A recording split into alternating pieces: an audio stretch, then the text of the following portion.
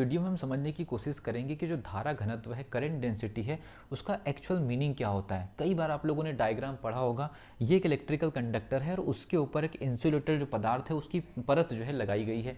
अब ये जो फॉर्मूला है या जो धारा घनत्व का जो फॉर्मूला है J is equal to I upon, ये किस कंडीशन में लागू होता है। जब कभी भी आप याद रखिए नीट जेई का पेपर देते हैं या सीयूटी का पेपर देते हैं, हर साल इस टॉपिक पर क्वेश्चन आता है और इस टॉपिक पर क्वेश्चन पूछने का जो असली जो मतलब होता है एग्जामिनर का, इस वीडियो के बाद आपको समझ में आ जाएगा। हमारे पास एक फॉर्मूला है J is equal to I upon A. I जो है यहाँ पर इलेक्ट्रिक करंट की वैल्यू है, ए जो है क्रॉस सेक्शनल एरिया है।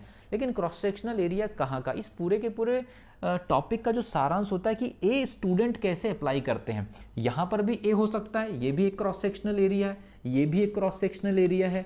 और कई बार क्या होता है, ग्रेजुअली इंक्रीजिंग या ग्रेजुअली डिक्रीजिंग फॉर्मेट में आपको एरिया दे दिया जाता है। तो मैं आपको बता दूं, इस एरिया के मीनिंग को अगर आपने नहीं समझा तो एग्जामिनर इस टॉपिक को पूछते ही इस परसेप्शन से है कि इस एरिया के कैलकुलेशन में या इस एरिया को समझने में मिस्टेक करते हैं। तो याद रखिए, कई बार इलेक्ट्रिकल कंडक्टर को बनाते समय अगर मान लीजिए किसी प्रकार का कोई अगर मिसफॉल्ट हो जाए या कोई गलती अगर हो जाए, तो याद रखिए इलेक्ट्रिकल कंडक्टर अगर मान लीजिए यूनिफॉर्मली अगर रेडियस में ना हो और कहीं पर ऐसा हो कि उसके किसी सरफेस पर अगर मान लीजिए ऐसा कोई कॉर्नर कट अगर बन गया, तो सीधी सी बात है, अगर कॉर्नर कट अगर बन गया तो यहाँ पर एक नया एरिया डेवलप हो जाएगा जो कि इस पूरे के पूरे इलेक्ट्रिकल कंडक्टर का सबसे मिनिमम एरिया होगा। तो याद रखना, ये जो एरिया होता है एक मिनिमम एरिया होता है। अगर यहाँ पर डायग्राम में आपको 3 रेडियस दे दी जाए तो जो सबसे जो मिनिमम रेडियस होगी उस रेडियस का आपको इस्तेमाल करना है। जो सबसे मिनिमम रेडियस होगी उस रेडियस का आपको इस्तेमाल करना है और उस रेडियस के बेसिस पर ही, जैसे मान लीजिए ये आपकी R2 है,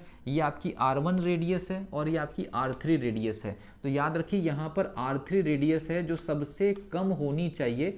बाकी बची हुई रेडियस कम ज़्यादा हो सकती है, लेकिन सबसे कम रेडियस वाले क्रॉस सेक्शनल एरिया पर जो है जे जो है धारा घनत्व या फिर इलेक्ट्रिक करंट डेंसिटी जो है, करंट डेंसिटी सबसे मिनिमम रेडियस पर डिफाइन होता है। एग्जामिनर इस क्वेश्चन को पूछते ही इस परसेप्शन से है कि आपके पास में मल्टीपल रेडियस अगर दे दी जाए तो आप कौन से रेडियस पर क्रॉस सेक्शनल एरिया को फाइंड आउट करने जा रहे हैं। और यहाँ पर स्टूडेंट मिस्टेक करते हैं, और क्योंकि ऐसे एग्जामिनेशन में कई बार ये जो रेडियस होती है ये आपके इंटीग्रेशन या फिर डिफरेंशिएशन के फॉर्मूले में होती है, तो वहाँ पर मैक्सिमम मिनिमा कैलकुलेट आपको करना होता है।